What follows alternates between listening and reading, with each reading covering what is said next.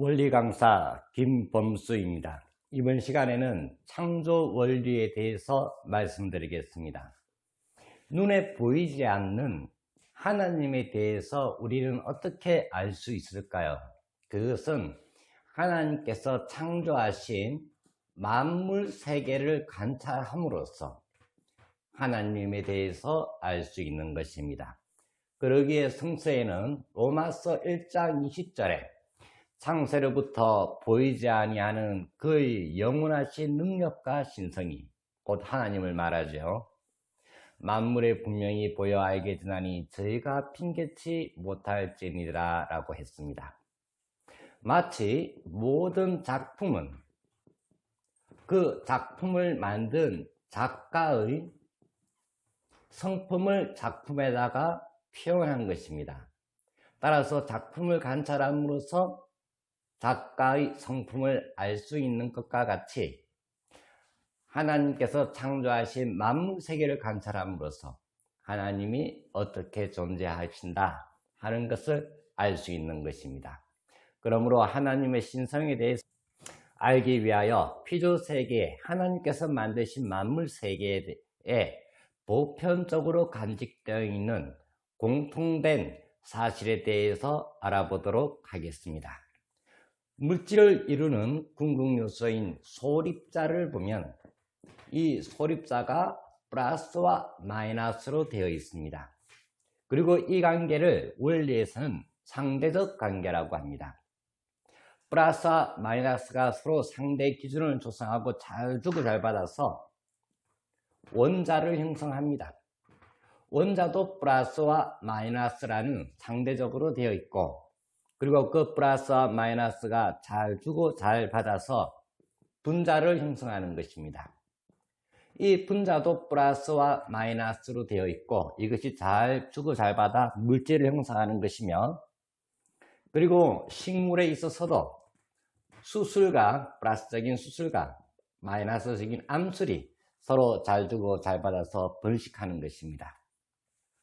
또 동물에 있어서도 플러스적인 수컷과 마이너스적인 암컷이 서로 잘 주고 잘 받아 번식하고 있는 것입니다. 더 나아가 인간에 있어서도 플러스적인 남성과 마이너스적인 여성이 존재하며 남성과 여성이 하나를 이루어 자녀를 번식하고 있는 것입니다. 그리고 소립자를 존재케 하는 모든 근원은 에너지라고 합니다. 그 에너지도 역시 플러스와 마이너스로 되어 있습니다. 그뿐만 아니라 모든 만물 세계는 상대적으로 되어 있습니다. 위가 있으면 아래가 있습니다. 오른쪽이 있으면 왼쪽이 있습니다. 그리고 음악에 있어도 고음이 있고 저음이 있고 억양, 장단, 동서남북 등 상대적 관계를 가지고 존재하고 있는 것입니다. 그런데 여기서 보다 더 근본된 상대적 관계에 대해서 지금 알아보도록 하겠습니다. 존재하는 것은 무엇이든지 내성과 그리고 외형으로 되어 있습니다. 인간을 비교로 들자면 이 외형인 몸이 있고 내성인 마음이 있습니다. 원리에서는 이 마음을 성품 성자를 써서 성상이라고 표현합니다. 그리고 몸을 형태로 드러났다 그래서 형상이라고 합니다.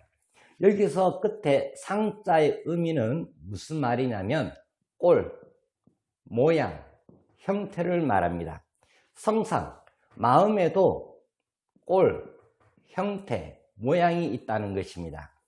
이 성상이 이 외형, 몸으로 꼴로서 나타납니다. 그래서 이 인간에 있어서 얼굴 관상이나 손, 수상 등으로 그 사람의 마음과 인격과 성격과 더 나아가서 운명까지 판단할 수 있는 근거는 여기에 있는 것입니다.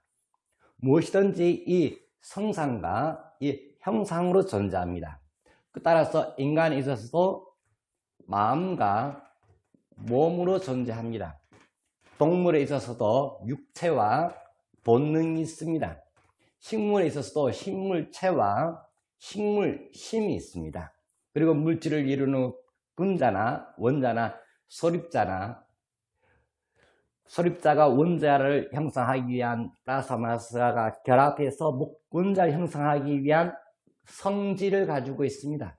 성상적인 요소를 가지고 있습니다. 원자도 그렇고 분자도 그런 것입니다.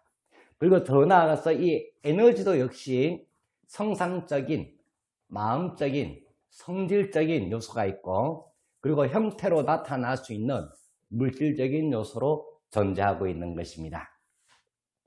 그렇다면 모든 존재가 이 플러스와 마이너스, 그리고 성상과 형상으로 존재한다고 했으니 우리는 궁극적인 요소를 추가하지 않을 수 없는 것입니다. 여기서 궁극적인 요소라는 말의 뜻이 뭐냐면 에너지가 근본인데, 우리가 과학적으로 밝히기에 에너지가 근본인데, 이 에너지를 있게 한 또 원인자가 있고, 또 그 원인자가 있다면 또 그 원인이 있게 한 또 원인자가 있다는 겁니다. 그러니까 궁극적 원인자는 최종 원인자를 말하는 것입니다. 그 최종 원인자도 모든 것이 플러스와 마이너스로 되어 있으니 그 최종 원인자가 역시 플러스와 마이너스로 존재한다는 걸 알 수 있으며, 인간의 마음과 그리고 형태로 드러날 수 있는 육체적인 요소를 가지고 존재한다는 것을 추구할 수 있는 것입니다. 그 근원적인 존재를 기독교에서는 근본이 하나다, 그래서 하나님이라고 이름을 붙였습니다. 그 님자는 그 근원이 인간의 잉크와 같은 내적인 요소를 가지고 있기 때문에 님자를 붙인 것입니다. 그렇다면 그 근본된 하나님은 어떻게 존재할까요? 우리가 자녀가 태어나는데 부모가, 아버지 혼자서 자녀가 태어납니까? 어머니 혼자서 자녀를 태어나게 할 수 있습니까? 아버지와 어머니가 하나를 이루어서 그때 자녀가 태어나는 것입니다. 따라서 하나님이 전 만물을 창조하고 최종적으로 하나님을 닮은 형상대로 남성과 여성을 창조했는데, 그 하나님도 역시 남성적인 하나님과 여성적인 하나님으로 존재한다는 것입니다. 그래서 이 남성적인 하나님과 여성적인 하나님을 하나로 통일시켜서 거룩하다, 공중의 하늘을 뜻하는 것이 아니라 거룩하다는 뜻의 하늘을 붙여서 하늘 부모님이다 라고 원리에서는 정의를 내리는 것입니다. 이러한 원리에 의해서 하나님은 아버지 하나님과 어머니 하나님이 하늘 부모님으로 존재하고, 그리고 우리 인간은 그 하늘 부모님으로부터 남자와 여자, 자녀로 창조가 이루어진 것입니다. 그런데 동양 철학을 보게 되면 근본은 태극이라고 합니다. 태극은 플러스와 마이너스의 합일체입니다. 거기서 플러스와 마이너스, 음량이 분리되어 창조된다고 했습니다. 그리고 그 음량에서 목, 화, 토, 금, 수라는 오행이 창조, 번식이 일어난다고 했습니다. 이 목화토금수는 뭐냐면 만물을 구성하는데 나무, 불, 흙, 금, 수, 오행으로 만물이 구성되었다는 것입니다. 따라서 이 목화토금수는 5가지 요소의 형상적인 것을 동양적에서 철학에서 표현했습니다.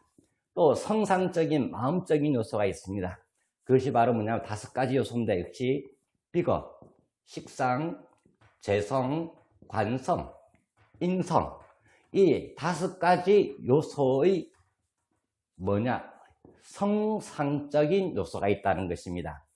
여기서 더 깊게 들어가면 우리 인간은 오행을 가지고 존재하는데 목이 많으냐 화가 많으냐 그 비율에 따라 비겁이 강하냐, 식상이 강하냐, 거기에 따라 그 사람의 사주를 통해서 그 사람의 마음을 파악하게 됩니다.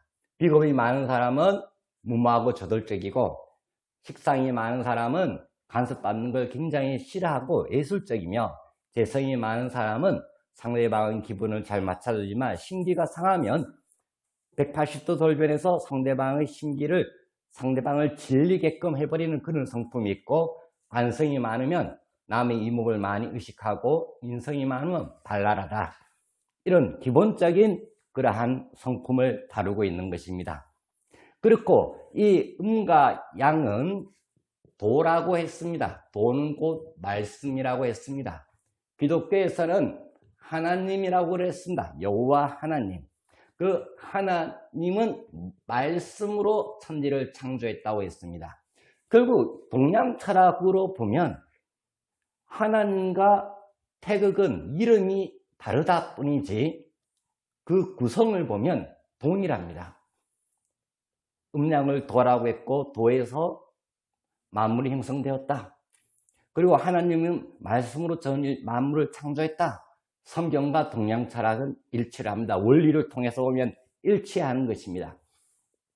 따라서 동양 철학에서는 근본을 태극이라는 이름을 붙였고, 기독교 서양 철학에서는 여호와 하나님이라고 이름을 붙였는데, 창조 원리에서 말하는 것은 그것은 동서양에서 이름을 다르게 붙였을 뿐 하나의 동일한 존재를 역시 공통적으로 밝히고 있다는 것입니다. 원리에서는 이 공통적인 요소를 하나님에 대하여 하늘 거룩한 부모님이다, 이렇게 정의를 내리는 것입니다. 그러면 성상과 형상과 그리고 플러스와 마이너스, 그러니까 양성과 음성은 어떤 관계를 가지고 있느냐? 성상은 마음입니다. 마음, 성품입니다. 그 다음에 형상은 몸입니다. 근데 이 성상이 플러스고 형상이 마이너스냐? 절대 그렇지가 않습니다. 이 플러스와 마이너스의 개념과 성상과 형상의 개념을 같이 봐서는 안 됩니다. 이 성상 안에, 그러니까 마음 안에 플러스 남자의 마음이 있고 마이너스 여자의 마음이 있습니다. 또 형상은 어떻습니까? 몸 플러스 남자의 몸이 있고 마이너스 여자의 몸이 있는 것입니다. 따라서 이 성상, 성품이 원인이 되어 형상, 육체적인 결과가 나오고 행동으로 옮겨집니다. 그래서 성상을 원인과 형상은 결과로 보는데, 그 안에 플러스와 마이너스, 형상 안에 플러스와 마이너스가 있는데, 플러스가 원인이고 마이너스가 그 결과가 아니라 플러스와 마이너스는 동격입니다. 원인과 결과의 관계가 아니라 동격, 같은 관계다, 이 말입니다. 이런 성상과 형상과 플러스와 마이너스, 이런 관계성을 가지고 만물 세계는 존재하고 있는 것입니다. 따라서 하나님은 눈에 보이지는 않으나 하나님은 또 역시 뭐가 있느냐? 형상적인 꼴을 가지고 있다는 것입니다. 그러면 하나님은 어떤 형상적인 체를 가지고 있냐? 하나님을 닮아 자기 형상을 따라 인간을 창조했다고 했으니 하나님도 인간과 같은 모습을 가지고 있다는 것입니다. 이상으로 창조 원리에 대해서 마치도록 하겠습니다. 감사합니다.